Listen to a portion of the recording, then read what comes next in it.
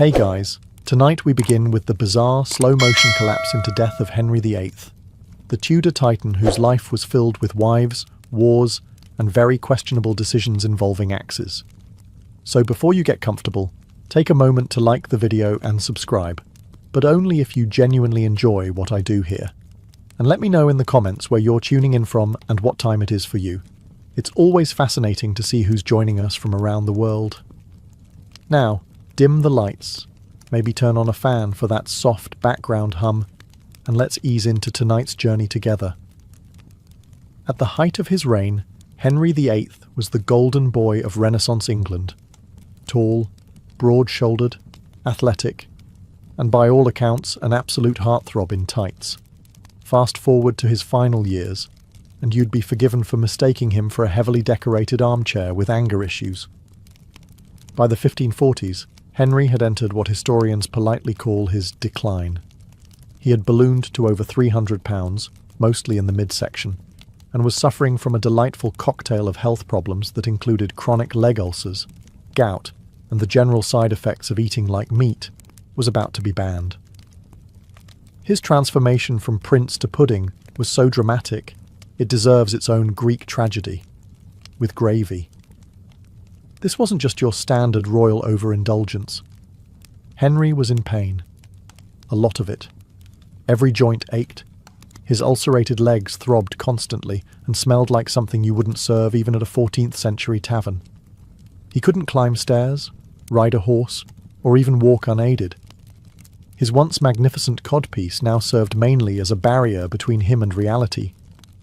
And yet, the image of the glorious king had to be maintained. Portraits continued to depict him as virile and broad-shouldered, with eyes that said, "I'm full of divine purpose," and not, "I've been sitting in this chair so long my armour has fused to it."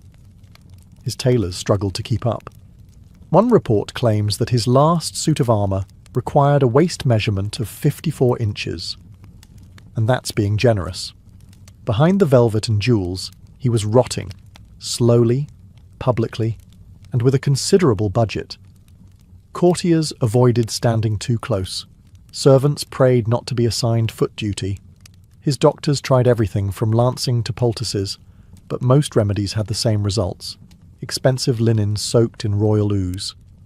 By the end of his life, Henry VIII's most famous feature wasn't his beard or his codpiece or even his wedding track record.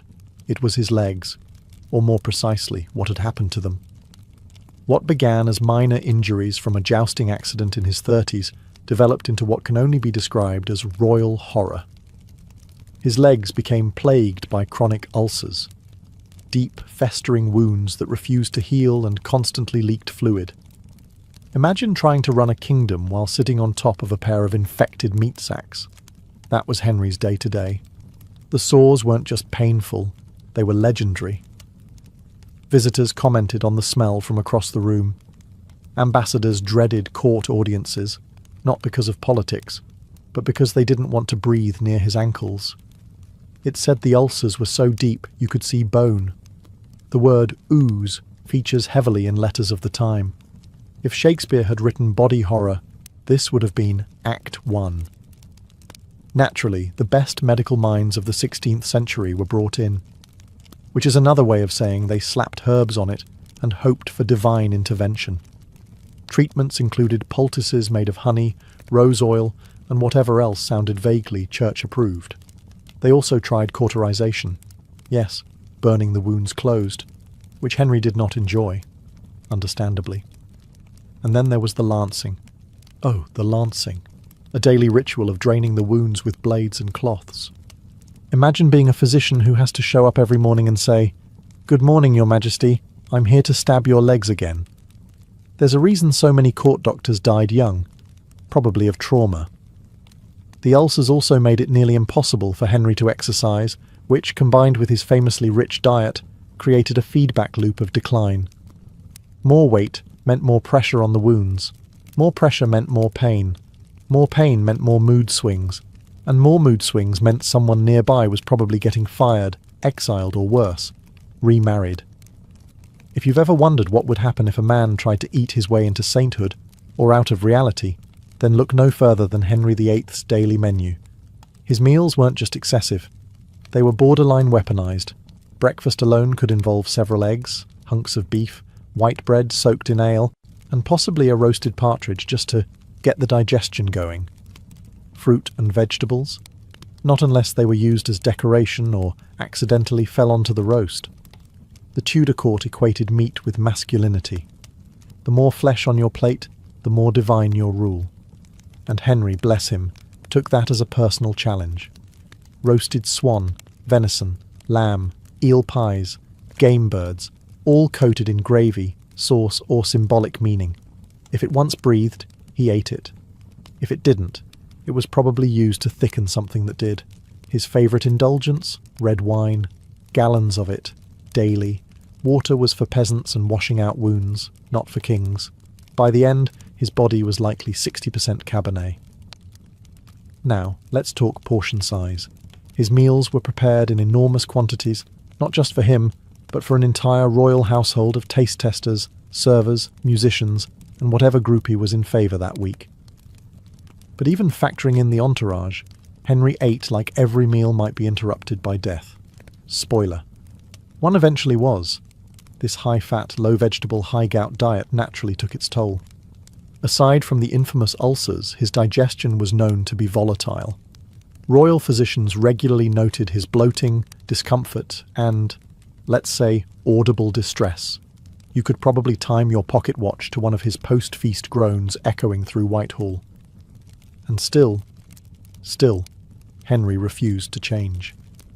By the final years of his reign, he could barely chew with his rotting teeth, but he still insisted on massive portions.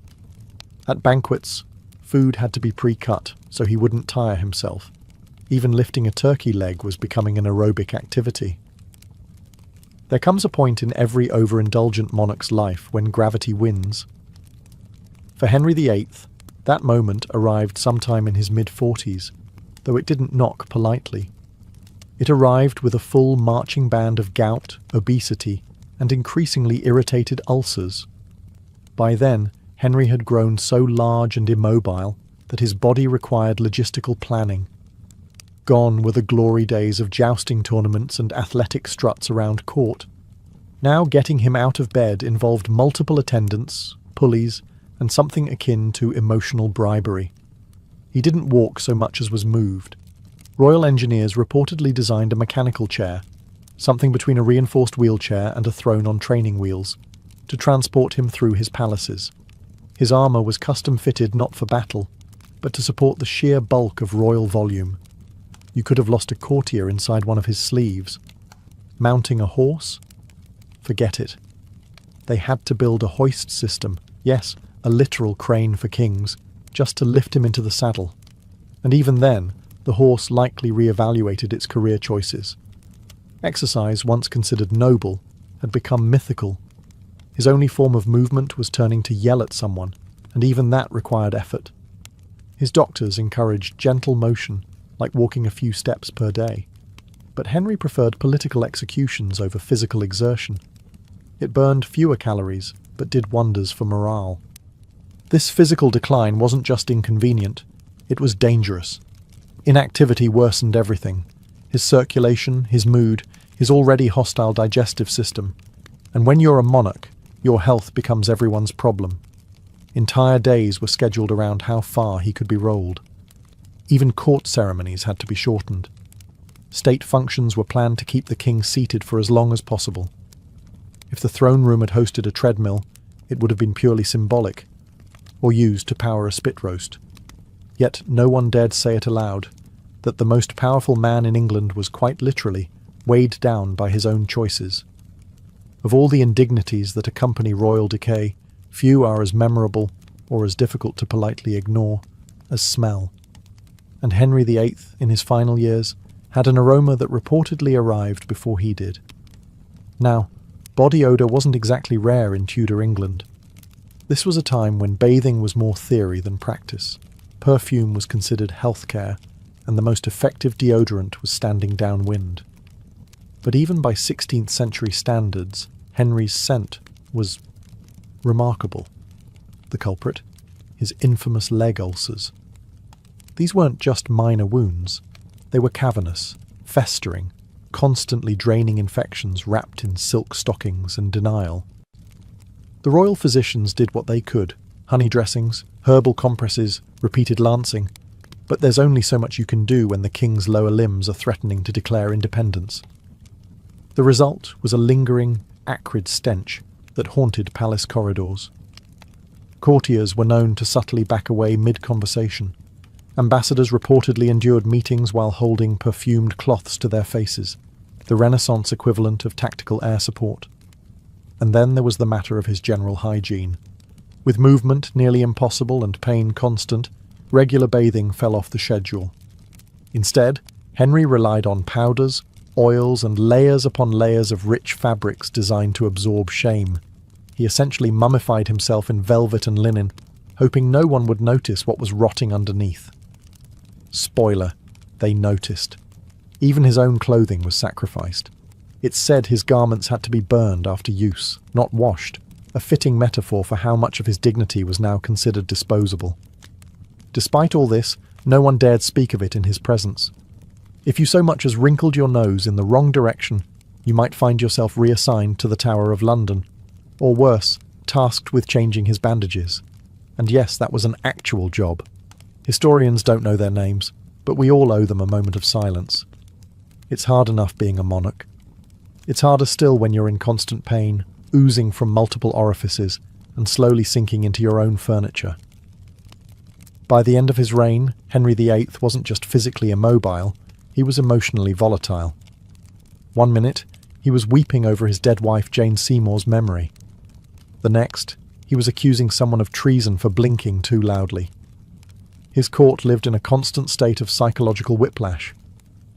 Servants learned to interpret the tilt of his eyebrows the way sailors read clouds before a storm.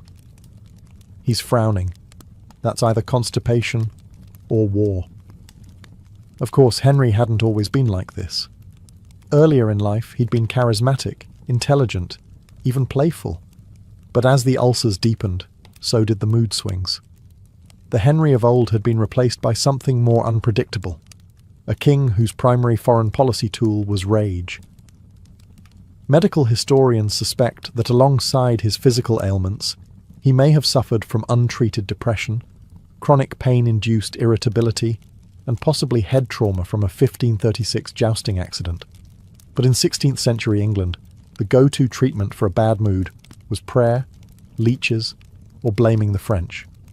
Unfortunately, being king meant no one could tell him to take a break. Instead, advisors smiled nervously and agreed with whatever he said. Some even praised his divinely inspired fury, which is a nice way of saying, "We'd like to keep our necks, please." The results were messy. Dozens of courtiers were exiled, imprisoned, or executed simply for falling out of favour during one of Henry's mood hurricanes. Even his longtime friend and chancellor, Thomas More, wasn't spared, proving that Henry's inner circle was shaped more like a revolving door. By January of the year 1547, everyone in the royal court could see the end coming, except notably Henry VIII. He was, in every way, falling apart. But you couldn't legally say so. Under Tudor law, predicting the king's death was treason, which made royal physicians the most anxious, overqualified actors in history. Henry was confined to bed. Not just bedridden, but bed-dwelling. He hadn't walked in weeks, hadn't ridden in years, and spent his final days ruling England from beneath a mountain of embroidered cushions and questionable decisions. His legs were swollen. His breathing was laboured. His appetite was reduced. Well, by Tudor standards. He was still eating like someone who didn't realise his will was about to be the most important document in the country. Despite his obvious state, no one dared utter the word dying. Courtiers developed a whole glossary of euphemisms. He is resting deeply. His Majesty is in a reflective mood. The king is simply digesting vigorously. Even his doctors tiptoed around the subject. One physician reportedly declared, "His Majesty shall recover, God willing." A safe statement, vague, non-committal, and with divine backup. Meanwhile, said Majesty was drifting in and out of consciousness, probably hallucinating about roast goose and Protestant diplomacy. But even in his decline, Henry VIII still had paperwork to finish. He signed documents. He amended his will. He appointed a regency council for his 9-year-old son, Edward, who would soon be handed the kingdom and a debt the size of France. These weren't the majestic final acts of a noble ruler. They were scribbled commands from a very sick man whose court pretended he was just having a moment. Everyone around him knew the truth. Servants, courtiers, even the rats in the palace floorboards probably sensed something shifting. But still, they waited. Because the King of England couldn't die until it was safe to say so. And at this stage, no one wanted to go first. As January dragged on, Henry VIII hovered somewhere between lucidity and royal delirium. His body was shutting down, but his mind still had policies to bark out, people to snub, and a country to pretend he wasn't dying in front of. The denial was thick, possibly thicker than his ankles. He gave no formal confession, no emotional farewell, no cinematic final words. Instead, he issued instructions, edits to the will, tweaks to the Regency Council, and the usual paranoid rearranging of power players, just in case any of them got funny ideas after his eventual, and definitely not impending death. Most notably, he finalised the succession plan. His sickly 9-year-old son, Edward, would take the throne, flanked by a hand-picked group of advisors. These men, it should be noted, had roughly the loyalty and backstabbing tendencies of a barrel full of Tudor eels. Henry also ordered that his tomb be completed, a grand structure he'd been planning for decades. Spoiler, it never got finished. For all his micromanaging and power hoarding, the thing that outlasted him was paperwork. As for religion, he managed to keep things impressively ambiguous. England was still Protestantish, but not too Protestant. Just Protestant enough to upset Rome without committing to anything doctrinal. It was the ecclesiastical equivalent of muttering something under your breath and walking away quickly. Even in his final days, Henry refused to acknowledge just how close the end was. When priests asked if he'd like to make peace with God, he dodged them like a man avoiding jury duty. One account suggests he eventually whispered, "All is lost." But even then, the court wasn't sure if he meant his soul, the kingdom, or just a misplaced turkey leg. Meanwhile, the palace operated under a strict "don't say he's dying" policy. If anyone was caught using phrases like "last rites" or "funeral preparations," they were swiftly removed, not for disrespect, but for ruining the illusion that England's most powerful monarch wasn't dissolving in his own bed. In the grand tradition of royal drama, you'd expect Henry VIII to deliver a stirring deathbed confession, a Shakespearean monologue about sins, regrets, and the 6 wives he either married, murdered, or misplaced. Instead, we got silence. Or worse, administrative clarity. There were priests at his bedside, yes, but they were mostly ornamental. Henry, who had rebranded the entire Church of England just so he could annul a marriage and flirt with theology on his own terms, was suddenly very quiet about his spiritual affairs. No dramatic plea for forgiveness. No humble repentance. No, sorry about that whole beheading your mother chat with his daughter Mary. Perhaps he thought he had nothing to confess. After all, this was a man who believed God had personally endorsed his every decision, even the messier ones. From his point of view, he hadn't failed morally. He had just been chronically misunderstood by papists and wives with annoying survival instincts. According to one report, Archbishop Thomas Cranmer arrived in time to ask if the king still trusted in Christ. Henry VIII, barely conscious, supposedly squeezed his hand, a gesture open to interpretation. Was it affirmation? Was it muscle spasm? Was he simply annoyed the Archbishop hadn't brought wine? That squeeze would be the closest thing he ever gave to a final confession. For a man obsessed with control, it's telling that his final hours were filled not with reflection, but with paperwork, delegation, and vague gestures at spiritual matters. While other kings died repenting, Henry died reallocating. And while he had once described himself as the supreme head on earth of the Church of England, he now faced death with no more ceremony than a nod and a hand twitch. Divine authority apparently did not include an exit interview. But maybe that was the most Henry way to go. No apologies, no weeping monks, just the slow, steady decline of a man who always preferred the sound of his own laws to the echo of his conscience.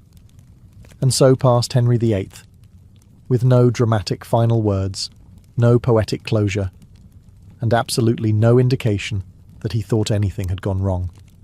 When Henry VIII finally stopped breathing on January 28, 1547, the room didn't erupt into mourning or solemn proclamations. It sort of paused, then stood around awkwardly, then quietly panicked. Because here's the thing. It was illegal to declare the king dead without very specific authorization. Under Tudor law, to suggest the monarch had died, even if he was visibly deceased, was technically treason, which meant everyone in the room suddenly became deeply interested in pretending Henry VIII was simply resting, possibly very deeply and permanently.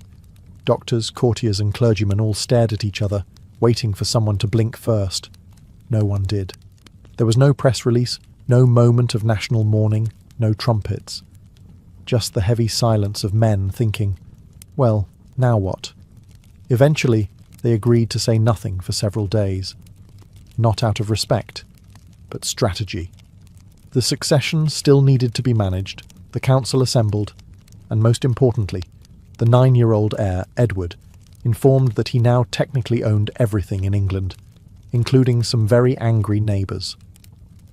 In the meantime, Henry VIII's body remained in Whitehall Palace, still king in title, but now more biologically aspirational. Ministers quietly arranged his affairs while pretending he was still unavailable, which wasn't a lie, just a spectacular understatement.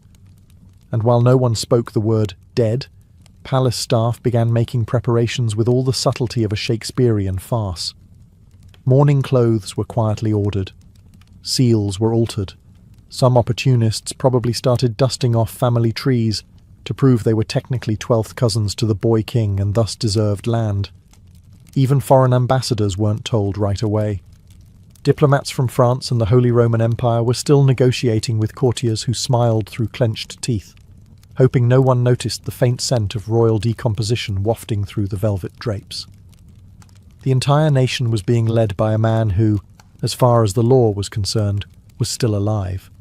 Just unusually quiet, not currently moving, and about to need a very large coffin. Once Henry VIII was officially, if not immediately, dead, the royal handlers faced a new and urgent dilemma. What to do with the body?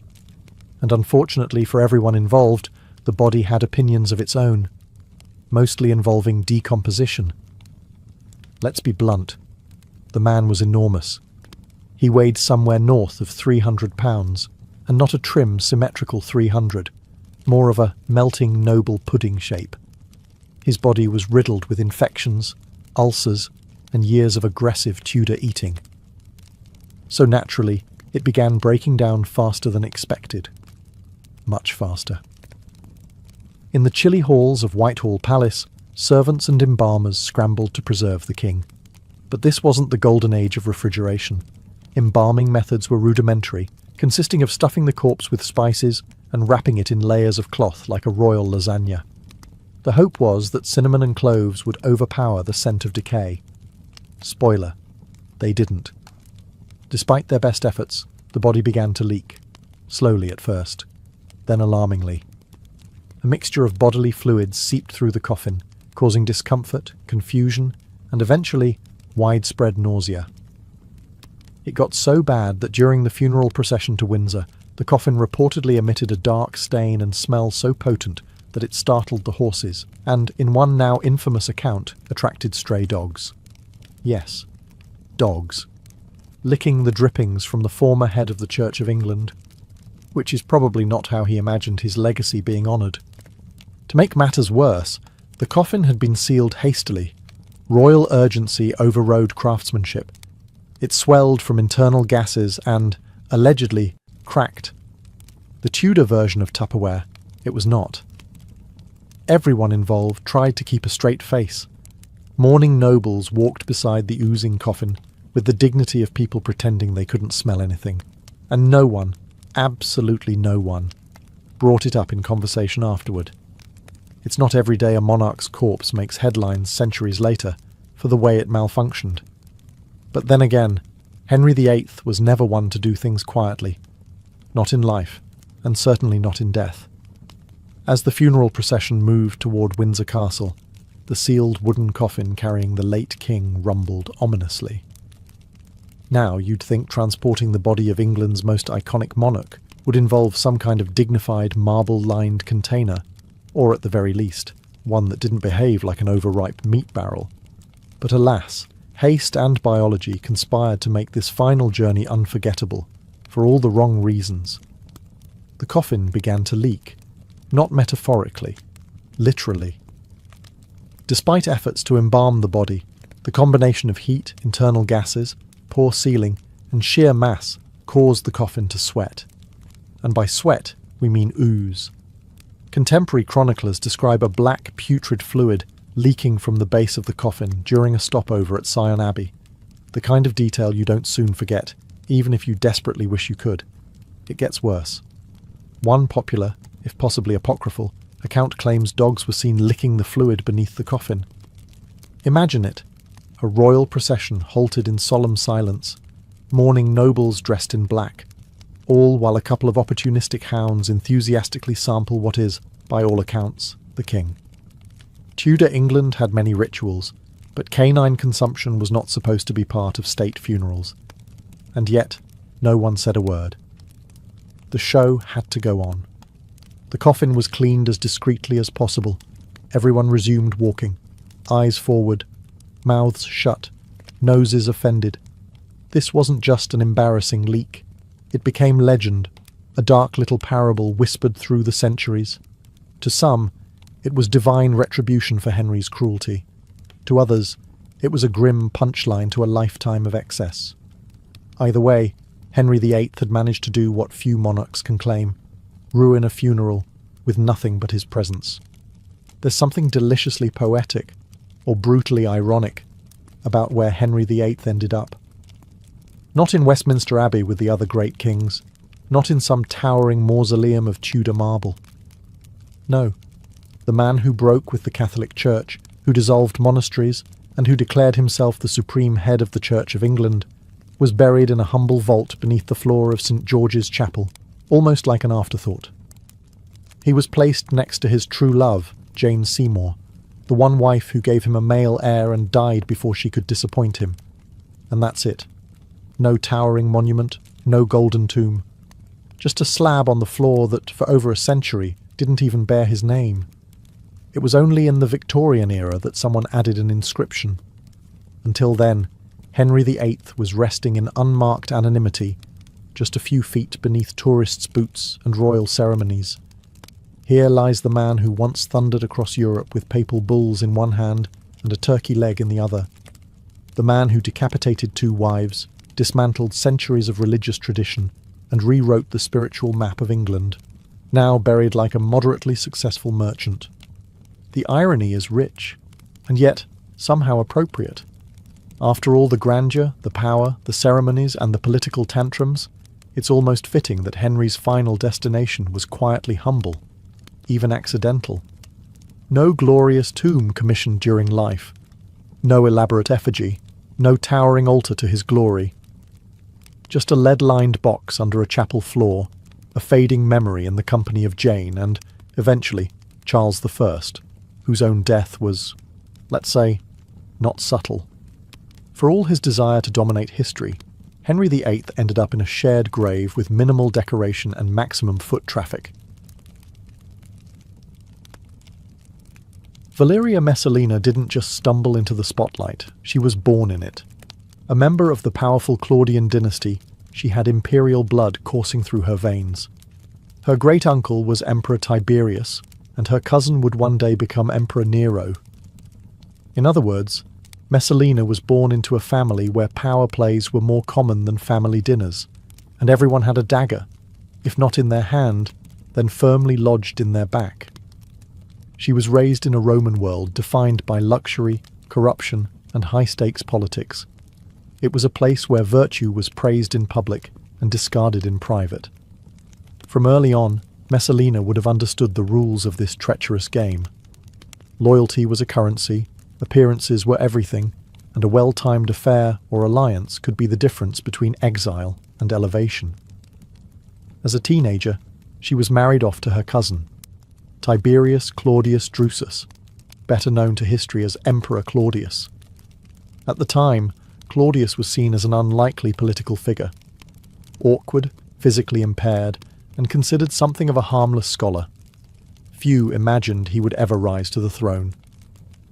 But power in Rome had a funny way of landing in unexpected laps. When Claudius suddenly became emperor in the chaos following Caligula's assassination, Messalina, barely in her 20s, became Empress of Rome, and she didn't waste time adjusting to the role. Almost immediately, she began reshaping her image, not as a ceremonial wife, but as a force to be reckoned with. Behind her, youthful beauty and public charm was a razor-sharp mind, already scheming how to consolidate her position. Rome expected its empress to be a symbol of modesty and grace. Messalina, on the other hand, had ambitions that were anything but modest. She wasn't content with being the woman behind the man. She wanted to be the one pulling the strings, using flattery, sex, alliances, and fear to climb even higher. And in a court where everyone had something to hide, she was fluent in the language of secrets. In the empire's golden halls, where gossip travelled faster than messengers, Valeria Messalina was about to become a legend and a cautionary tale. Rome had seen ambitious women before, but none quite like her. Once crowned empress, Valeria Messalina swiftly became one of the most influential women in Rome, not because of her title alone, but because of how she used it. She didn't just sit quietly beside Claudius in the imperial court. She was the one whispering in his ear, nudging decisions, arranging marriages, forging alliances, and eliminating enemies, all while pretending to be the loyal wife. But her influence wasn't just political. Messalina was infamous for something else entirely, her alleged sexual appetite. Ancient sources, mostly written by men with axes to grind, paint her as Rome's most depraved femme fatale. Tacitus, Suetonius, and Juvenal all gleefully described how she supposedly snuck out of the palace at night to work incognito in brothels, competing with prostitutes and returning before dawn. Whether these tales were fact or slander, one thing is clear: Messalina's reputation was unlike any other empress before or since. Behind every rumour was a strategy. Her lovers weren't always chosen for pleasure. Many were powerful men, senators, equestrians, noble heirs. Messalina used intimacy the way other politicians used bribes. Sleep with her, and you might find yourself promoted. Cross her, and you might find yourself mysteriously exiled, or worse. Claudius, meanwhile, remained either blissfully unaware or willfully ignorant. His reign was full of distractions, administrative reforms, political infighting, and his own insecurities as an underestimated ruler. Some historians suggest that Messalina manipulated Claudius by playing the role of the innocent wife, concerned, devoted, protective. Others think he simply didn't want to know. After all, the truth would have shattered the illusion of control he had over his court and his marriage. But Rome knew. The whispers in the forums, the jokes in the bathhouses, the snide comments from rival nobles. Messalina's escapades were legendary. And while her name became synonymous with excess and lust, she still held an iron grip on power. That contradiction, scandalous yet untouchable, made her even more dangerous. She blurred the line between seduction and politics, turning her body into a weapon and her bedroom into a war room. Rome's elite either feared her or fell for her, sometimes both. Still, as with all unchecked power, the walls would not hold forever, and the higher Messalina climbed, the more unstable the empire beneath her feet became. Messalina's reign as empress wasn't just defined by scandal, it was also a masterclass in manipulation. She understood the game of Roman politics intimately and played it with terrifying efficiency. Her targets weren't always her lovers. More often they were threats, rivals, critics, or anyone who dared to challenge her position as the imperial queenmaker. And she was ruthless. One of her favourite tactics was the false accusation. With Claudius often distracted or passive, Messalina could orchestrate the downfall of anyone by simply whispering a well-placed lie. She accused powerful senators of conspiracy, wives of adultery, and noblewomen of insolence. Many ended up exiled, executed, or forced to take their own lives. Their crime? Being inconvenient. She didn't operate alone. Messalina had allies, corrupt freedmen, informants, and sycophantic magistrates who owed their positions to her favour. These cronies helped carry out her purges, blackmailed the vulnerable, and ensured that her enemies were destroyed before they could react. Claudius, ever the detached ruler, often signed their death warrants without realizing he was removing loyal men who might have warned him of the storm building at his doorstep. Her most notorious manipulation, though, was deeply personal. When Claudius married Messalina, he was in his 50s and she was in her early 20s. That age gap created a power dynamic ripe for exploitation. She weaponized her youth, charm, and beauty to maintain a facade of domestic loyalty.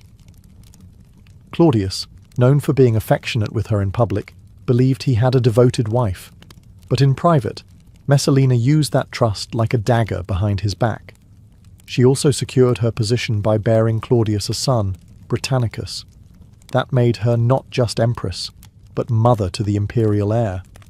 It was a powerful shield, one that discouraged even the boldest of Claudius's advisors from speaking ill of her. Who would dare insult the mother of Rome's future? But the web she wove was tightening. The number of enemies she made was growing. Even her allies, fat on imperial spoils, started whispering about her recklessness. A court built on blackmail and fear can only last so long before it turns on itself. Messalina didn't notice, or refused to notice, that her empire of secrets was beginning to rot from within. And the people she had crushed on her way up? They were waiting, quietly, patiently. In the cutthroat theatre of Roman power, no queen sits unchallenged for long. Messalina's enemies were numerous, but one of the most dangerous threats to her position wasn't a scheming senator or a bitter noblewoman, it was a freedwoman named Narcissus. And he wasn't alone. Narcissus, a former slave turned trusted secretary to Claudius, wielded immense influence behind the scenes. He managed imperial correspondence, controlled access to the emperor, and most importantly, had Claudius's ear in ways few others did. For years, Narcissus tolerated Messalina's antics, perhaps even profited from them. But eventually, even he began to see the danger she posed, not just to the emperor's reputation, but to the very stability of the empire. Tensions reached new heights when Messalina's ambition began to grow teeth. No longer content with manipulating from behind the curtain, she started plotting something far more audacious, replacing Claudius entirely. Some sources claim that Messalina began an affair with the handsome senator Gaius Silius, not just another lover, but a calculated partner in a quiet coup. Silius was wealthy, influential, and dangerously popular. And Messalina didn't just want him in her bed, she wanted him on the throne. According to the ancient historian Tacitus, Messalina even went so far as to marry Silius in a public ceremony, while Claudius was still emperor. A move that was either madness or genius, depending on how successful she believed her scheme would be. It was the boldest political play of her life. But it was also the one that would break her. When Narcissus learned of the marriage, he was stunned. He knew Claudius to be slow to act, but even he couldn't ignore a betrayal of this scale. Narcissus had two options: report it and risk being ignored, or take matters into his own hands. He chose the latter. With speed and secrecy, Narcissus set a trap. He gathered evidence, alerted the Praetorian Guard, and prepared a case so damning that even Claudius couldn't look the other way. The imperial court was about to implode.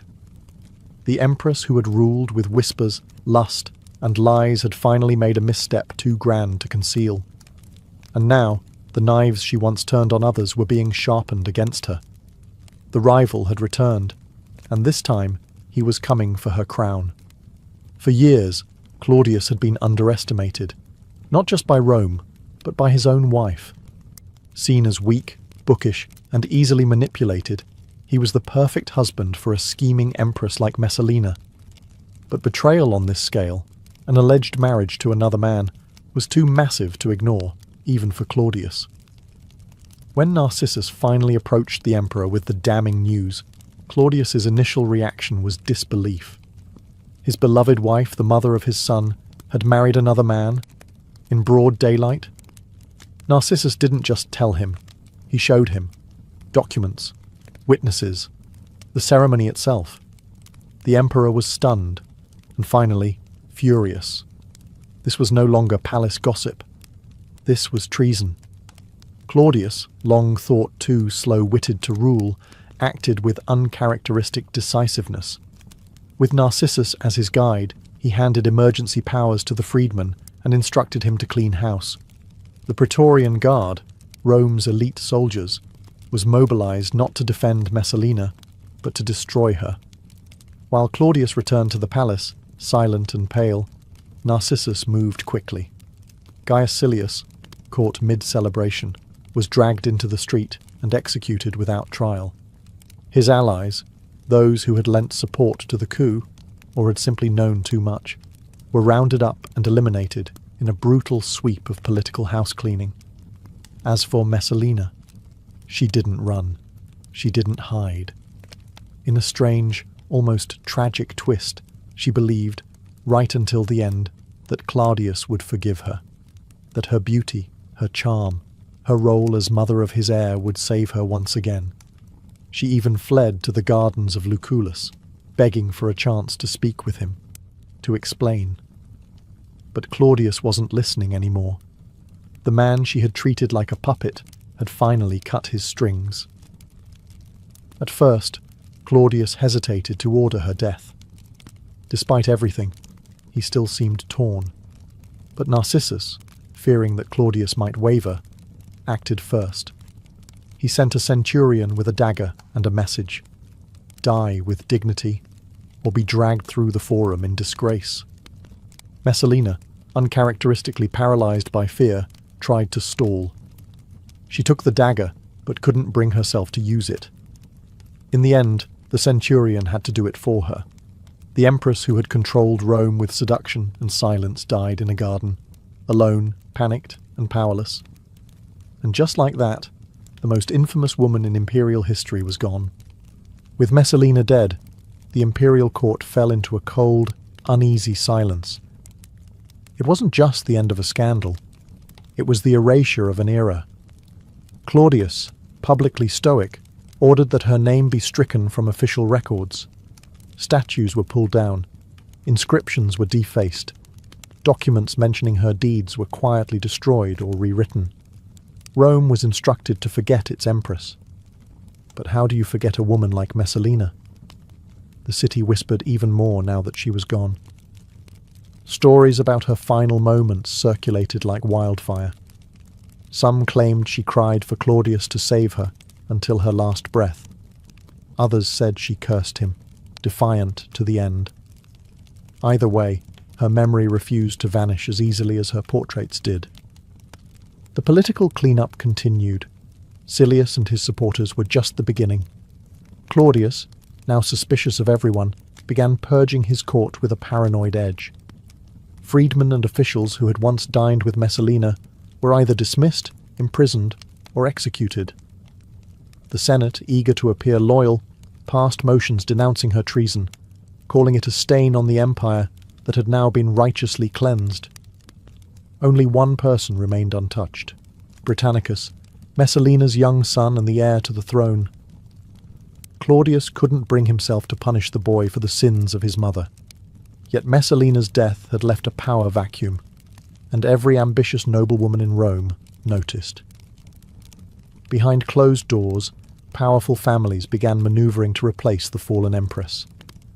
And Claudius, emotionally gutted and politically adrift, was more vulnerable than ever. This wasn't a period of healing. It was a reset, a dangerous, unstable calm. Claudius's trust in those around him had shattered, and he became increasingly reliant on his freedmen, especially Narcissus, who now wielded influence so great he practically ruled by proxy. Rome, meanwhile, began rewriting its favorite bedtime story. Messalina wasn't just remembered as an adulterous empress. She became a cautionary tale, a byword for female lust and treachery. Her legend, twisted and magnified, became more powerful in death than she ever was in life. She had been purged from the imperial narrative, but not from the Roman imagination. And while her body was buried in obscurity, her ghost would linger in the shadows of the Palatine Hill. Whispered about, laughed at, feared, forever. In the wake of Messalina's execution, Claudius found himself in an awkward position. An emperor without an empress, a father with a vulnerable heir, and a court full of power-hungry opportunists. The empire needed a new matron, someone to stabilize the palace and manage the imperial household. But Claudius, still wounded by betrayal, was reluctant to remarry. Enter Agrippina the Younger. She was everything Messalina had been, and more. Beautiful, intelligent, calculating, and dangerous in her own right. But unlike Messalina, Agrippina wasn't reckless. She was methodical. Born into the Julio-Claudian dynasty, she was the daughter of Germanicus, the sister of Caligula, and the mother of a boy named Lucius Domitius Ahenobarbus, later known as Nero. Agrippina saw her chance. She played the long game. Where Messalina had seduced, Agrippina negotiated. She convinced Claudius that marriage to her would restore dignity to the imperial house. She promised loyalty, order, and, most importantly, a unified dynasty. Claudius, aging and increasingly manipulated by his inner circle, eventually agreed.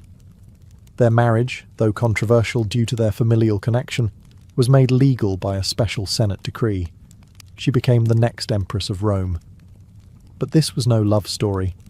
Agrippina wasn't interested in sharing the throne. She wanted to control it. And she quickly began purging any remaining allies of Messalina, ensuring that the old empress's name stayed buried, along with her son Britannicus's claim to the throne. She installed her own people in key roles, isolated Claudius from his previous advisors, and began grooming her son Nero as the future emperor. Step by step, she dismantled Messalina's legacy, not just through politics, but through memory. And the Roman people? They watched, bemused. Some whispered that Agrippina was just Messalina with better PR. Others feared she was something far more dangerous. While Messalina had ruled with passion and impulse, Agrippina ruled with calculation and precision. Where Messalina had overplayed her hand, Agrippina never showed hers until it was too late. The empire had traded one empress for another, but whether Rome had learned its lesson was doubtful. Claudius had survived one scheming wife. He wouldn't survive the next. And so, the ghost of Messalina didn't fade.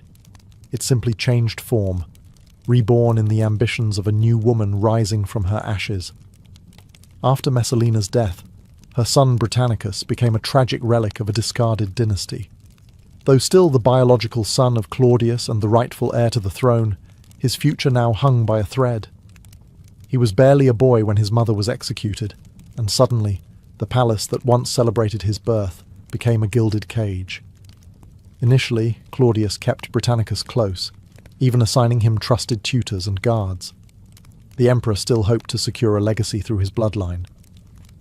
But that hope was quietly and efficiently dismantled by Agrippina the Younger, who had no intention of letting Messalina's child sit on the imperial throne. Agrippina's own son, Nero, was older than Britannicus and far more controllable, especially by her. So, she began her campaign to remove Britannicus from the line of succession.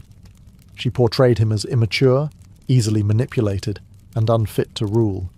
At the same time, she worked tirelessly to elevate Nero. She had him adopted by Claudius, granted the name Nero Claudius Caesar Drusus Germanicus, and given titles that signalled his path to power. By the time Britannicus reached adolescence, he was no longer Rome's golden boy. He was a prisoner in his own home, watched constantly, his supporters either exiled or silenced. Even his former tutors were replaced with Agrippina's men, ensuring that the young prince grew up under a web of political suspicion and isolation. Claudius, aging and increasingly manipulated, seemed to drift further from his son. He lavished Nero with honours and gradually distanced himself from the memory of Messalina, as if trying to scrub away the shame of his former marriage by erasing their child. Britannicus became a symbol of what could have been, a legitimate heir, sidelined by power politics, and he knew it. Ancient sources say he grew bitter, fearful, and watchful. He may have remembered his mother's fall, and perhaps even feared the same fate. When Claudius mysteriously died, likely poisoned, possibly by Agrippina, Nero was declared emperor without opposition. Britannicus, now a teenager, was reduced to a threat. A year later, during a banquet, the boy suddenly collapsed and died. The official cause? Epilepsy. The real cause? Poison, administered on Nero's orders, according to most ancient sources. Messalina's legacy died with her son, and the imperial line she tried so desperately to secure was extinguished, not by battle, but by dinner plate. Valeria Messalina may have died in disgrace, but her story refused to stay buried. In fact, the more the empire tried to forget her, the more immortal she became. Over the centuries, she transformed from a flesh-and-blood empress into a myth, Rome's ultimate symbol of feminine vice, lust, and betrayal. But was that reputation earned or constructed? The surviving accounts of Messalina's life come almost entirely from hostile sources: Tacitus, Suetonius, and Juvenal, men who had little sympathy for women in power, especially ones who dared to act independently. To them, she wasn't a political player. She was a cautionary tale, a dangerous woman who weaponized her sexuality and corrupted the purity of the empire. They wrote of her alleged midnight visits to brothels, her public marriage to another man, and her endless affairs. But all of these tales bear the tone of moral panic more than credible evidence. Some modern historians have begun to question whether Messalina's infamy was inflated to serve a narrative. After all, powerful women in Rome, especially those who fell from favour, were almost always rewritten as monsters. Think of Cleopatra. Think of Agrippina. In a society ruled by patriarchs, an ambitious woman was either a paragon of virtue or a seductress in disguise. Messalina, conveniently, became the latter. Yet even if we strip away the exaggerations, one truth remains. She held enormous influence in the Roman court. She manoeuvred through a deadly political landscape, eliminated rivals, secured her son's claim to the throne, and wielded soft power in a world dominated by men with swords and senates. Whether by manipulation, charm, or fear, she was effective. Her downfall didn't just mark the end of her own story. It altered the shape of Roman succession, paved the way for Agrippina, and ultimately helped Nero rise to power. The echoes of her ambition resonated far beyond her lifetime. In literature, art, and popular culture, Messalina became an archetype: the lascivious empress, the femme fatale, the scandal made flesh. But behind the legend may have been a woman caught in a system that punished power in the wrong hands, especially when those hands were manicured and female. Messalina didn't just scandalize an empire, she forced it to confront its fears about women, control, and the cost of influence. And that, more than any affair, was her most dangerous legacy. In the pantheon of America's founding fathers, Alexander Hamilton stands out as a brilliant mind, architect of the nation's financial system, co-author of the Federalist Papers, and a man whose ambition knew no ceiling. But behind the powdered wigs and polished speeches, was a man who let his personal life spiral into a mess so spectacular it became the country's first political sex scandal. It all began in 1791. Hamilton was at the peak of his political power, serving as the first Secretary of the Treasury under President George Washington. But while he was balancing national debt by day, his nights took a darker turn. One evening, a young woman named Maria Reynolds appeared at his Philadelphia home, claiming her husband had abandoned her and begging for financial help. Hamilton agreed to assist, and soon after began a year-long affair with her. The affair wasn't just personal, it became political. Maria's husband, James Reynolds, discovered the relationship and saw an opportunity. Instead of confronting Hamilton with rage, he chose extortion. For over a year, Hamilton paid Reynolds hush money to keep the affair under wraps. But secrets in politics are like cracks in a dam. Eventually, they burst. By 1797, political enemies, chief among them Jeffersonian Republicans, caught wind of the scandal. Rumours began to swirl that Hamilton was not just guilty of adultery, but of financial corruption. The implication? That he had misused government funds to pay off the Reynolds couple. It was a career-destroying allegation. So Hamilton did the unthinkable. He wrote a 95-page confession known as the Reynolds pamphlet, detailing every sordid moment of the affair in shocking, unapologetic clarity. He confessed to sleeping with Maria, to paying her husband, and to his moral failings, while insisting he had never stolen from the Treasury. The fallout was brutal. Federalists were horrified, his reputation plummeted, and his enemies had a field day. Hamilton was humiliated publicly and politically, losing much of his influence in Washington's inner circle. And yet, in typical Hamilton fashion, he went down swinging. He'd rather be remembered as an adulterer than a thief. It was a gamble that preserved his integrity, at the cost of his dignity. In the end, it wasn't a duel or a debate that first cracked the armour of America's boldest founding father. It was lust, blackmail, and one very detailed pamphlet. Thomas Jefferson is often painted as the idealist behind America's Declaration of Independence, the philosopher-president who championed liberty, democracy, and the pursuit of happiness. But behind the neoclassical architecture of Monticello stood a truth Jefferson never acknowledged publicly, a secret family, born of bondage. Sally Hemings was an enslaved woman at Jefferson's estate. She was also his late wife's half-sister, the daughter of a white slave owner and a biracial enslaved woman. That twisted irony was not lost on historians. Even more complicated?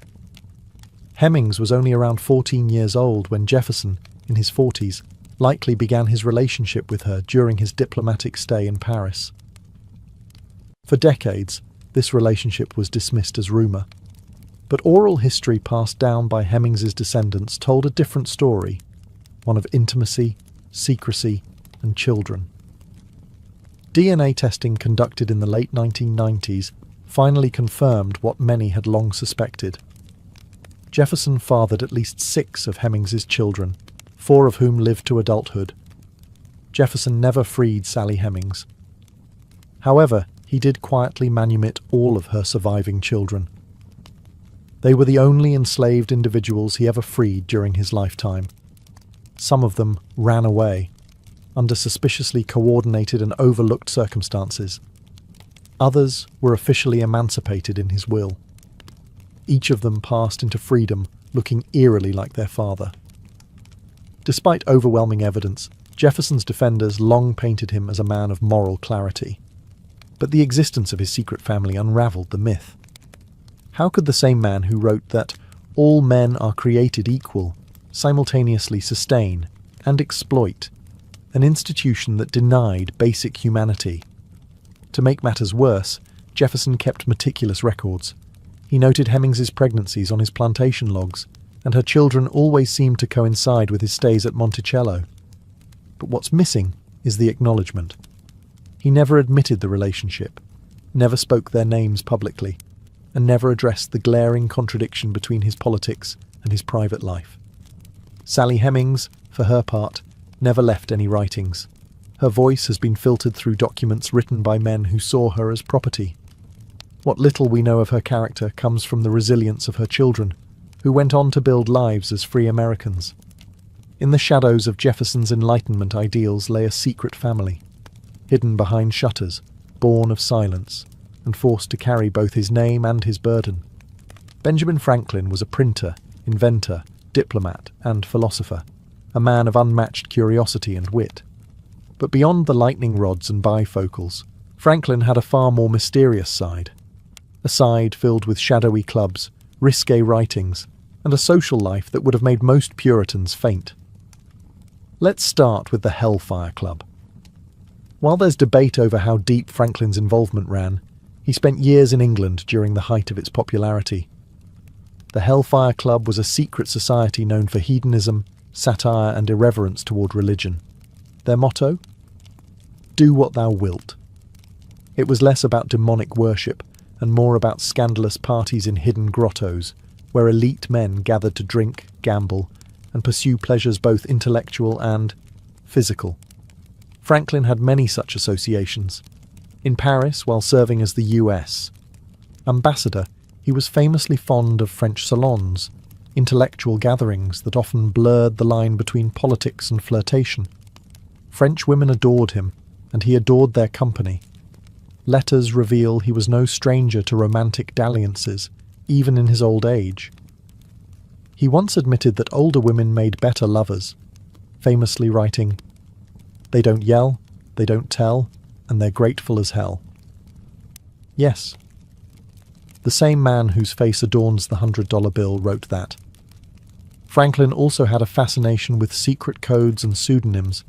He frequently published under fake names, Mrs. Silence Dogood, Polly Baker, Richard Saunders, creating whole fictional personas to explore taboo topics like religion, sex, and hypocrisy. His writing skewered authority and exposed moral contradictions. But it also hinted at his deeper interests in libertine philosophy and alternative forms of thought. Then there were his personal relationships. Though married to Deborah Reed, Franklin spent many years away from her in Europe. His letters reveal no evidence of fidelity, and plenty of warmth toward other women. Some historians even speculate that he may have fathered children abroad, though no claims were ever confirmed. What's clear is that Franklin was a man driven by appetite, intellectual and otherwise. He wasn't bound by the rigid morality of his Puritan ancestors.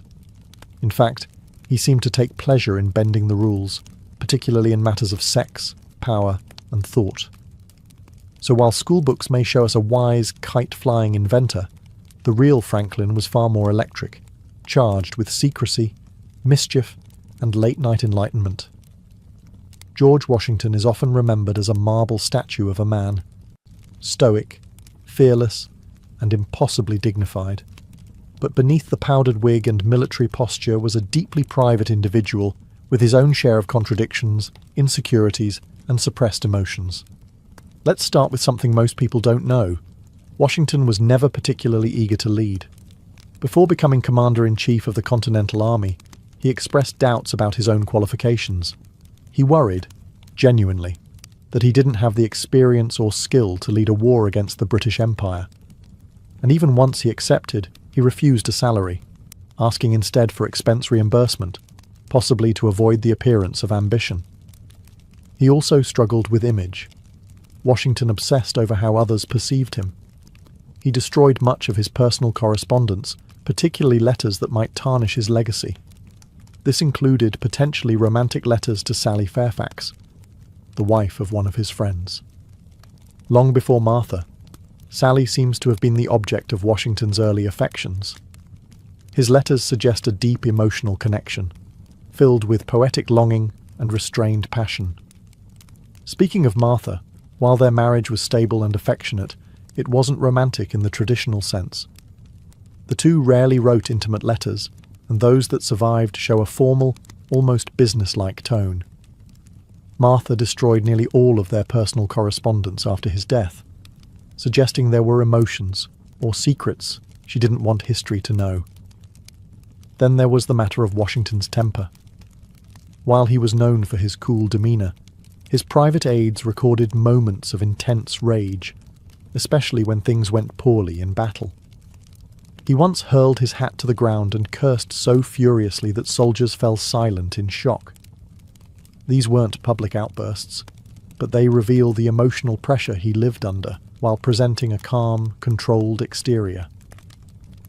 Washington also owned hundreds of enslaved people, a fact often glossed over in patriotic portrayals. Though he made a show of moral discomfort with slavery and eventually freed some in his will, he still benefited from forced labor throughout his life. Privately, he maneuvered around Pennsylvania's gradual abolition laws by rotating enslaved workers out of state to prevent their legal emancipation. The father of the nation had private doubts, personal regrets, and moral compromises. His greatness was real, but so were his secrets, and in that complexity lies the humanity history so often airbrushes away. Of all the founding fathers, John Adams may have had the sharpest tongue and the tenderest heart. He was brilliant, argumentative, and sometimes insufferable. But behind his stern New England exterior was a man whose most revealing secrets were written, not spoken. And no one received more of those secrets than his wife, Abigail. Their correspondence is one of the most intimate windows into early American political life, and into a marriage that was unusually modern for its time. While other founders engaged in affairs disappeared for years, or buried their personal lives under silence, John and Abigail wrote to each other constantly. Over 1,100 letters survive. In them, Adams poured out his frustrations, fears, political calculations, and deep affection. When John was away in Philadelphia or Europe, Abigail became his advisor, not just his emotional support. He regularly asked her opinion on economic matters, foreign diplomacy, and the behavior of fellow revolutionaries. She, in turn, reminded him to remember the ladies, a plea for women's legal rights that was far ahead of its time.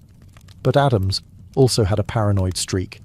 He was deeply insecure about his place in history. He resented how much attention Washington and Franklin received, and feared he'd be forgotten or overshadowed. After the presidency, he watched with bitterness as Jefferson became the darling of the Republic, while he faded into the background. His letters from retirement brim with envy, irritation, and longing for recognition. He also had a famously difficult personality. Adams didn't suffer fools, and in his eyes, most men in government were fools. He feuded with Hamilton, mistrusted Jefferson, and was alienated from nearly every major political faction at some point. His single term as president was marked by controversy, including the Alien and Sedition Acts, which clamped down on press freedom and civil dissent. Yet for all his flaws, Adams never lost his moral compass. He was the only founding father who refused to own slaves on principle, even when it made him politically unpopular and economically disadvantaged. That quiet, uncompromising integrity never made headlines, but it defined him. John Adams wasn't polished, he wasn't worshipped, but he was brutally honest, in print, in policy, and in passion. And in those midnight letters to Abigail, he left behind a legacy far more human than heroic. James Madison, the father of the Constitution, is often remembered as the quiet genius of the American Revolution. But behind his modest stature and soft voice was a man battling not only political chaos, but his own failing body and deep insecurities. Standing barely over 5 feet tall and weighing less than 100 pounds, Madison was physically frail for most of his life. He suffered from chronic illnesses, possibly epilepsy, which he kept hidden as best he could. Friends and political allies often noted his ghostly pallor and the sudden spells in which he would disappear from public life to recover. He lived with the fear that he could drop dead from overwork or stress. In fact, Madison was so certain of an early death that he never bothered to write a memoir. He didn't expect to live long enough to matter. But matter he did. Madison was the brain behind the Constitution and one of the primary authors of the Federalist Papers. Yet he rarely took credit.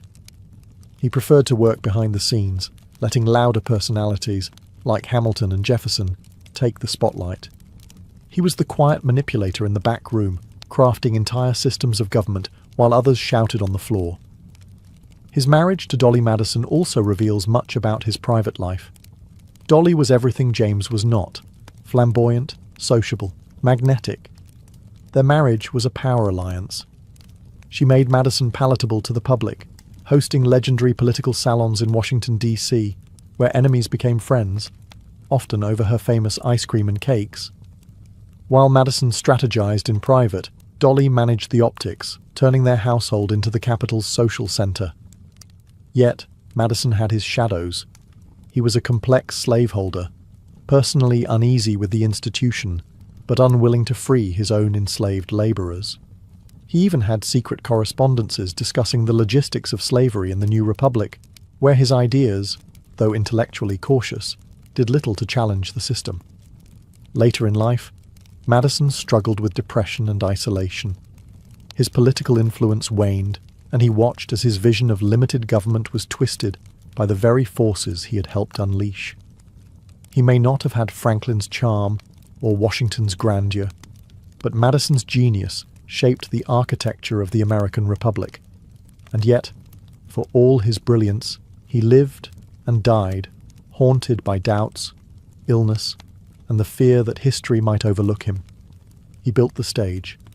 Others took the bow. Thomas Paine was the fiery pen behind America's Revolution. His pamphlet Common Sense lit the spark that pushed colonists toward independence. Yet, unlike the other founding fathers, Paine ended up a political exile, forgotten and despised by the very nation he helped to create. Paine wasn't born into wealth or privilege. He was a working-class Englishman who only arrived in America at age 37, carrying little more than a letter of recommendation from Benjamin Franklin. But in 1776, his writing changed everything. Common Sense sold over 100,000 copies, an astronomical number at the time. It was written in bold, plain language that ordinary people understood. It didn't just call for independence, it demanded it, ridiculing monarchy and championing the idea that government should serve the people. But Paine's revolutionary fervour didn't stop at America's shores. After the US gained independence, he sailed to France and supported the French Revolution, at first. There he wrote The Rights of Man, defending revolution against tyranny. It made him an enemy of the British Crown and a hero among French radicals. Yet when the revolution turned bloody, Paine was horrified. He opposed the execution of King Louis XVI, which made him a traitor in the eyes of France's new regime. He was imprisoned in Paris, narrowly escaping the guillotine thanks to a quirk of fate, a chalk mark that mistakenly spared his life. Meanwhile, back in America, Paine's reputation was unraveling. His next major work, The Age of Reason, attacked organized religion and questioned the authority of the Bible. Though he claimed to believe in God, his book was branded as atheist blasphemy. Former friends turned on him. Washington ignored his letters. The Federalists condemned him as dangerous. By the time he returned to the US in 1802, Paine was a pariah. The same man who once ignited a revolution was now mocked in newspapers, denied the right to vote in some states, and shunned by polite society. He died in 1809, poor and alone, buried on a small farm in New York. Only 6 people attended his funeral.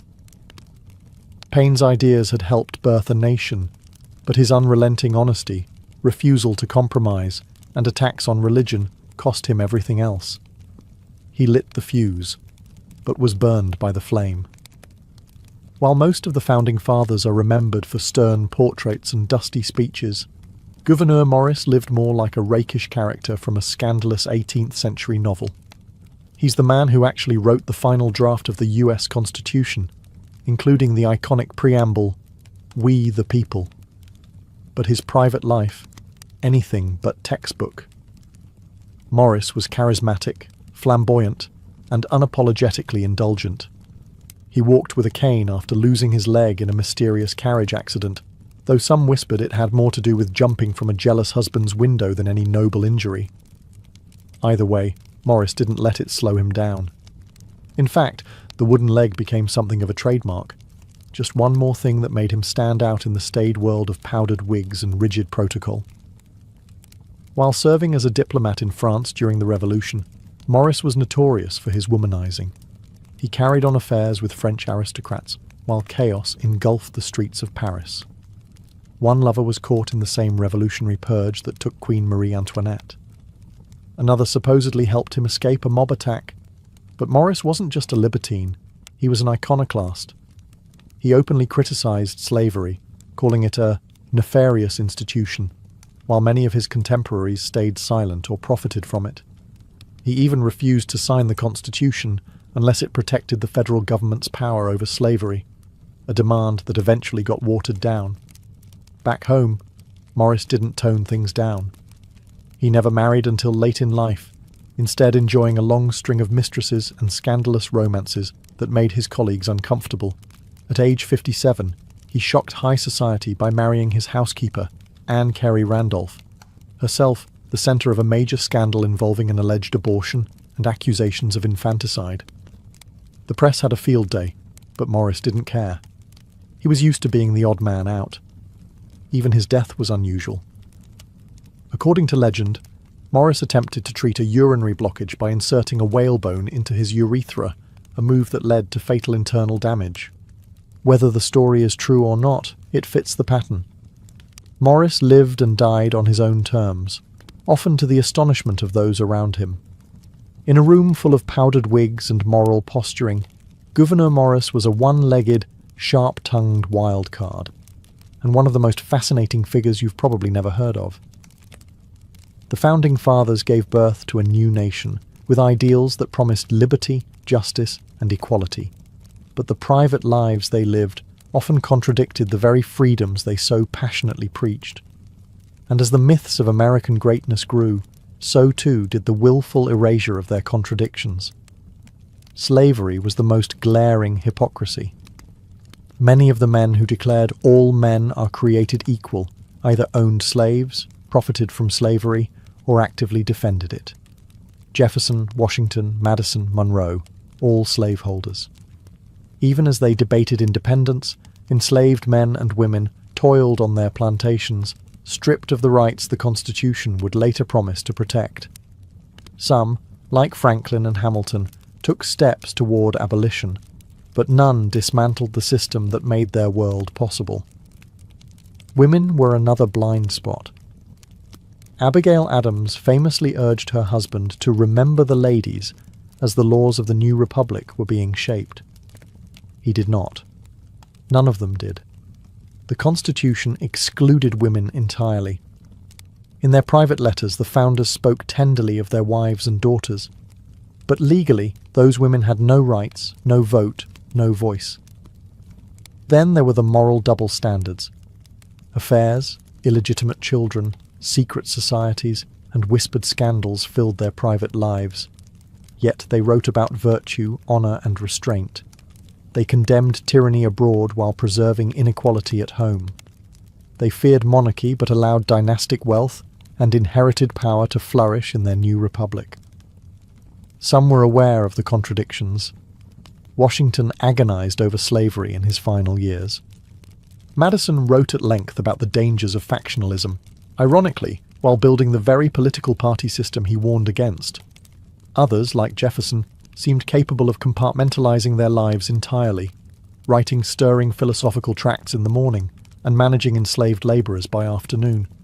But these flaws don't erase their contributions. They make them human. The Founding Fathers were not gods in togas. They were brilliant, ambitious, flawed men, filled with private weaknesses and public convictions. They built a nation on paradoxes, many of which still haunt America today. Their legacies are not marble statues, but living arguments. Arguments about freedom, power, morality, and who gets to write history. And in their secret lives, tangled in scandal, contradiction, and compromise, we find not just the origins of a country, but the blueprint of its enduring struggles. Napoleon Bonaparte may have ruled empires and orchestrated historic battles, but when it came to love, he was almost embarrassingly vulnerable. Behind the hardened exterior of a military genius was a man completely disarmed by passion, especially when it came to Joséphine de Beauharnais, his first wife and most haunting obsession. Their relationship began as a whirlwind. Joséphine, a charming widow 6 years his senior, captivated the young general completely. After a brief courtship, they married in 1796. Almost immediately, Napoleon departed for his Italian campaign, leaving his new bride behind in Paris. From the front lines of war, he began writing, letters that reveal not the voice of a conqueror, but that of a love-struck, borderline desperate man. In one letter he confesses, "I awake full of you. Your image and the memory of last night's intoxicating pleasures have left no rest to my senses." In another, he pleads, "Don't wash, I'm coming home." The letters swing between eroticism, possessiveness, and profound insecurity. Napoleon would win a battle and then immediately sit down to scold Joséphine for not writing back quickly enough. He demanded daily letters, interpreting silence as betrayal. His emotions were so volatile that his tone often changed mid-sentence, from romantic longing to bitter accusation. Joséphine, meanwhile, was far less enthusiastic. While Napoleon poured out his soul, she enjoyed Parisian salons, and eventually took lovers of her own. News of this crushed Napoleon, and his letters began to reflect his heartbreak. Still, even after discovering her infidelity, he couldn't let go. His letters grew darker, more obsessive. He wrote of being tormented, sleepless, consumed. Joséphine, for her part, often replied with vague pleasantries or silence. It was a one-sided romance, inked in heartbreak. Years later, after divorcing her in 1810 to marry Marie-Louise of Austria for political reasons, Napoleon still carried a torch for Joséphine. Even in exile, he reportedly kept a portrait of her near his bed, and on his deathbed at St. Helena, his last words are said to have included her name. France, the army, head of the army, Joséphine. For all his power, Napoleon couldn't command love. His letters remain not just historic documents, but confessions of a man undone not by enemy fire, but by a woman who never quite loved him back the way he hoped. Frida Kahlo didn't just paint pain, she wrote it. Her love letters to Diego Rivera, the towering Mexican muralist who was both the love of her life and the source of her deepest wounds, are raw, poetic, and soaked in emotional blood. Where others tried to hide their heartbreak, Frida made hers into art, on canvas and on paper. Frida and Diego's relationship was notoriously turbulent. He was 20 years her senior, a larger-than-life figure with a reputation for infidelity. She was the fiery young artist with a spine fused by injury and a heart prone to volcanic eruptions. Together, they were explosive, drawn together by passion, divided by betrayal. Her letters reveal a woman who loved with terrifying intensity. In one, she writes, "Nothing compares to your hands, nothing like the green gold of your eyes. My body is filled with you for days and days." And in another, "I love you more than my own skin." Frida never hid her pain. She bled it out, line by line. She called Diego her frog-toad, a loving insult, a nickname that somehow captured both her affection and her frustration. Her letters veer between unconditional love and seething resentment, often within the same paragraph. Even after Diego's affairs, some with Frida's own friends and even her sister, she wrote to him not with detachment, but longing. Her words ask for nothing but presence. "I ask you for violence in the nonsense, and you give me grace, your light, and your warmth." They divorced in 1939. They remarried a year later. Nothing between them was ever stable, but the bond remained unbreakable. Even when they were apart, Frida wrote as if Diego were oxygen. Necessary, maddening, and always just out of reach. Her physical suffering also poured into her letters. After her horrific bus accident, which left her with lifelong pain, Frida described her body as a battlefield, one that Diego could not save, but somehow made bearable. Her vulnerability was total, but it was never weak. In the end, Frida Kahlo's letters are not just about Diego. They're about the war between love and identity, devotion and survival. Through her pain, she found language. Through her longing, she found fire. And in her fire, she burned herself into history. Ludwig van Beethoven, the brooding genius of classical music, left behind some of the most passionate letters ever written, though the identity of the woman who inspired them remains one of history's greatest love mysteries. Known simply as the immortal beloved, she exists only in a series of letters never sent, found among Beethoven's belongings after his death in 1827. These letters weren't addressed to a name, no date, no return address, just deep, aching declarations of love that baffle and mesmerize scholars to this day. One begins, "My angel, my all, my very self." Another cries, "Though still in bed, my thoughts go out to you, my immortal beloved.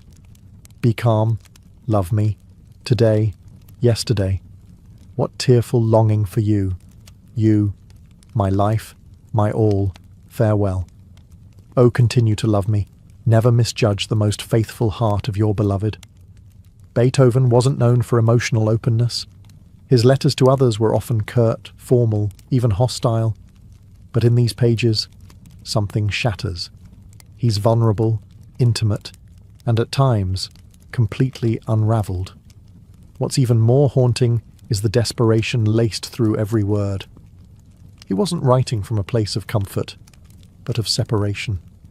The letters suggest they were apart, perhaps forbidden to be together, caught in circumstances neither could control. He writes of obstacles, of secrecy, of how they cannot be openly united. Scholars have debated the identity of this woman for centuries. The leading candidates include Antoni Brentano, a married aristocrat, Josephine Brunswick, a widowed countess, and Giulietta Guicciardi, a former pupil. Each had deep connections with Beethoven at different times in his life, but none have been confirmed beyond doubt. The puzzle remains incomplete. What is certain is that Beethoven loved deeply, perhaps once, perhaps many times, but this immortal beloved held a singular place in his heart. She was his muse, his torment, his unreachable salvation. And then, silence. The letters were never mailed. Perhaps he never dared. Perhaps he never could. Perhaps she was already gone. For a man who composed symphonies that echoed through the ages, it was his unsent letters, full of human longing and wordless grief, that exposed the quietest notes of his soul. His immortal beloved remains unknown, but through his ink, we hear her name in every tragic chord. Oscar Wilde, the celebrated wit of the Victorian era, known for his sharp quips and decadent prose, also penned one of the most devastating love letters in literary history. It wasn't sweet, it wasn't flirty.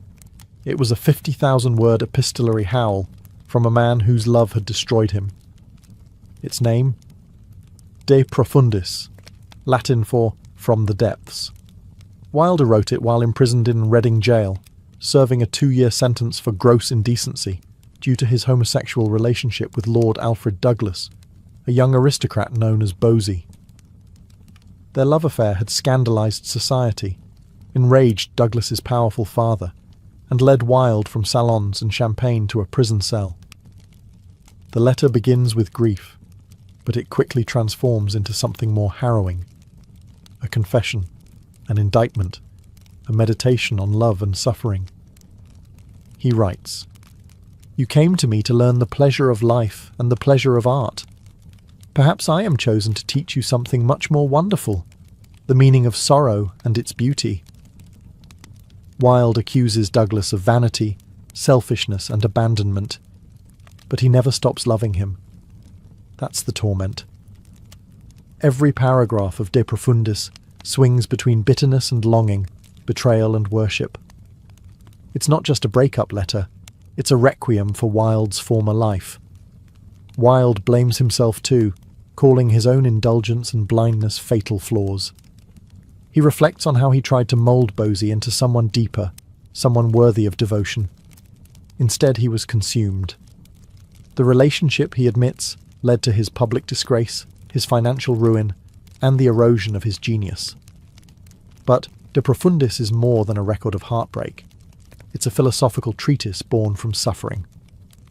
Wilde speaks of Christ as the ultimate artist of sorrow, of how pain creates empathy, and of how prison stripped away every illusion he'd built. He writes, "Where there is sorrow, there is holy ground." After his release, Wilde sent the letter to Douglas, but their bond was beyond repair. Wilde died a few years later, penniless and in exile. De Profundis wasn't published in full until after both men were gone. It is not a love letter in the traditional sense, but it is perhaps the most painfully honest one ever written. Not about desire, but about what love takes when it's done giving. Virginia Woolf, the modernist literary giant known for stream-of-consciousness novels and fierce intellect, had a quiet storm simmering beneath her composed exterior. While married to Leonard Woolf, a steady and supportive partner, she fell deeply and unapologetically in love with another woman, Vita Sackville West, a fellow writer, aristocrat, and free spirit. Their relationship defied categorization. It was emotional, intellectual, romantic, and, at times, physical. It began in the 1920s and bloomed through a series of letters that remain some of the most lyrically beautiful expressions of same-sex love in literary history. In one of the earliest letters, Woolf writes, "I am reduced to a thing that wants Virginia. It is incredible how essential to me you have become." The roles often reversed. Woolf, usually so guarded, became the one who pined, longed, crumbled. Her letters are full of restrained desire, humour, and subtle desperation. She found in Vita not just a lover, but a muse, a symbol of freedom and bold femininity she both envied and adored. Woolf's masterpiece Orlando was inspired directly by Vita, a fantastical, gender-bending time traveller that embodied the spirit of her elusive love. It was both a literary experiment and a love letter in disguise. Vita, in return, adored Virginia, though her affections were often scattered. She had other lovers, other intrigues, and her own complicated marriage. Yet her letters to Woolf show deep admiration and enduring attachment. "I miss you even more than I could have believed, and I was prepared to miss you a good deal." What makes their correspondence so extraordinary is the way it dances around conventions. These were not declarations shouted from rooftops. These were whispers across pages, intimate, coded, and infused with longing that transcended physicality. Even after their romantic relationship cooled, they remained close, exchanging letters until Woolf's suicide in 1941. One of her last letters, addressed to Leonard, her husband, is often quoted. But it is her letters to Vita that contain her rawest joy, her vulnerability laid bare in ink. In a world that tried to define love rigidly, Woolf and Vita wrote their own rules. Their letters weren't just about love. They were love, complicated, beautiful, impossible to label, and, like the tides of Woolf's own prose, always in motion. John Keats, the romantic poet who gave us lines like, "A thing of beauty is a joy forever," lived a life tragically short but emotionally overwhelming. He died at just 25, but in his final years he poured out his soul in letters to the woman he adored, Fanny Brawne. Their romance was filled with intensity, poetry, and dread. Keats, already sick with tuberculosis, knew he was living on borrowed time. He fell for Fanny hard and fast, and though they were secretly engaged, he knew he would likely never live to marry her. That looming mortality saturates every word he wrote to her. One of his letters reads, "I have been astonished that men could die martyrs for religion. I have shuddered at it. I shudder no more. I could be martyred for my religion. Love is my religion, and I could die for that. I could die for you." Keats didn't just love Fanny. He worshipped her. His letters are filled with torment, beauty, jealousy, and devotion. He longed for her presence so deeply it hurt him physically. He called her his goddess, his bright star, and even in moments of insecurity, he clung to her image like a lifeline. But his illness made everything more desperate. He feared being a burden. He feared she might stop loving him. And most of all, he feared he'd die without ever truly knowing her as a husband would. That fear, that burning sadness, makes the letters unbearably tender. In another letter, he writes, "I almost wish we were butterflies and lived but 3 summer days. 3 such days with you I could fill with more delight than 50 common years could ever contain." Fanny kept his letters for the rest of her life, though she rarely spoke of him afterward. When Keats died in Rome in 1821, he was buried beneath a stone that bore no name, only the inscription, "Here lies one whose name was writ in water." But his name did not wash away. His poetry endured. And so did his letters to Fanny, pages soaked in yearning, preserved against the odds, reminders that even in the shadow of death, love can still burn brilliantly. John Keats didn't get a lifetime, but he left behind a love that reads like eternity. Emily Dickinson, one of America's most enigmatic poets, lived much of her adult life in seclusion, rarely leaving her home in Amherst, Massachusetts. But behind her reclusive exterior and cryptic verses was a deep, passionate emotional world, one that found expression in letters as mysterious as her poetry. Her most intense correspondences were addressed to a figure she called Master. These 3 letters, never sent, never named, reveal a woman wrestling with overwhelming love and existential longing. She writes, "Master, open your life wide and take me in forever, but I shall never be satisfied with never." The identity of Master has never been confirmed. Some believe it was Charles Wadsworth, a married preacher she admired. Others suggest it may have been a composite, a symbolic lover, or even an expression of divine yearning. Whatever the truth, the letters are unmistakably intimate, tender, erotic, aching with restrained desire. Dickinson also carried on emotionally charged relationships with women, especially Susan Gilbert Dickinson, her sister-in-law and next-door neighbour. Over 300 letters to Susan survive, filled with romantic language, poetic flirtation, and declarations that blur the line between deep friendship and romantic love. She wrote to Susan, "Susie, will you indeed come home next Saturday and be my own again, and kiss me? I hope for you so much, and feel so eager for you. Feel that I cannot wait, feel that now I must have you." These weren't casual notes. They were floods of feeling, composed in slanted, swirling handwriting. Dickinson never married, and her emotional life remained largely invisible during her lifetime. But her letters reveal someone with a fierce capacity to love, intensely, secretly, and poetically.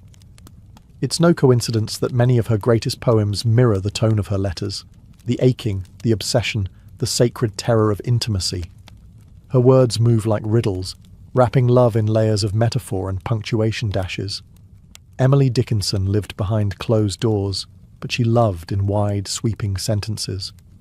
Her letters, fragmented, half-lost, often coded, invite readers into a hidden realm of affection too powerful to be publicly declared. In a world that feared women's emotions, Dickinson buried hers in verse and in ink, trusting perhaps that someday someone would find them and understand. Winston Churchill is often remembered for his unshakable wartime leadership, rousing speeches, and eternal scowl.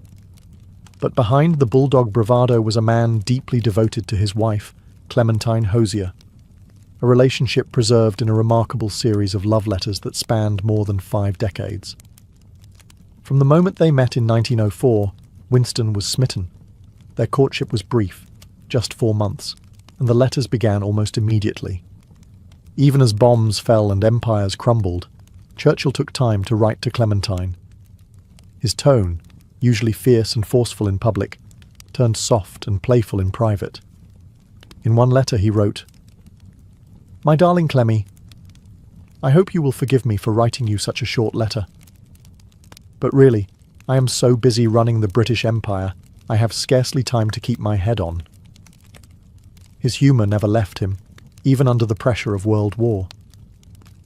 During their long marriage, Churchill was often away, on military campaigns, in Parliament, or commanding the nation. But his letters were constant, and his affection never seemed to wane. He called her his cat, and signed letters as Pug, a nod to their nicknames for one another. They wrote not just as husband and wife, but as lifelong friends, confidants, and emotional anchors. But they weren't always in harmony. One of Clementine's most famous letters, written in 1940 during the height of the war, gently warned Winston that he was becoming short-tempered with his staff. She wrote not to scold him, but to help him remain the leader Britain needed. His response? Grateful and open. He listened. Their letters balance flirtation and strategy, tenderness and tension.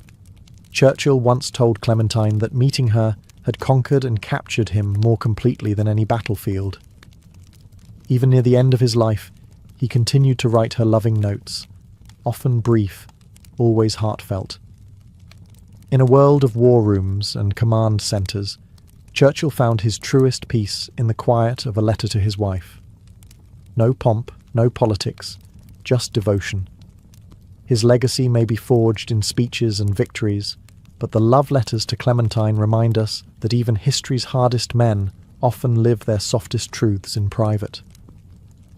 Few love stories in literary history are as dazzling, or as destructive, as that of Zelda Sayre and F. Scott Fitzgerald. They were the golden couple of the jazz age, sparkling through the roaring 20s with martinis in hand, madness on the horizon, and a pile of love letters trailing behind them like confetti from a broken parade. Their romance began in 1918, when Scott was a young army officer, and Zelda was a wild southern belle with a rebellious streak. He courted her with letters full of ambition, wit, and desperation. "I love you the first moment I saw you, and I'll love you until my last breath." She kept him dangling at first, unsure if his literary dreams would amount to anything. But when his first novel, This Side of Paradise, became a hit in 1920, she agreed to marry him. They were rich, young, famous, and completely unprepared. Their letters reflect a manic love. In one, Zelda wrote, "Scott, my darling, I've just washed my hair and I can't do a thing with it, but I love you madly." Her notes are playful, poetic, flirtatious, and often laced with her own growing instability. Scott's replies were both adoring and possessive. He admired her beauty and spirit, but feared her independence. When Zelda tried to write, dance, or express herself artistically, he often dismissed her, insisting there could only be one writer in the family. That tension bled into their letters, affection tangled with control. As the years passed, their glittering lifestyles spiraled into alcoholism, financial ruin, and mutual resentment. Zelda suffered a series of mental breakdowns and spent long stretches in sanitariums. Yet even then, their letters retained a strange, aching tenderness. From an asylum, Zelda once wrote, "I've tried so many ways of writing to you. I've tried to tell you how much I believe in you. But words aren't right. They just aren't." Scott died in 1940, thinking himself a failure. Zelda perished in a fire at her hospital 8 years later. But their letters, those wild, burning fragments, survive. They show two people who loved like firecrackers, explosive, beautiful, and ultimately doomed. A love too big for the world they lived in, preserved forever in ink and ash.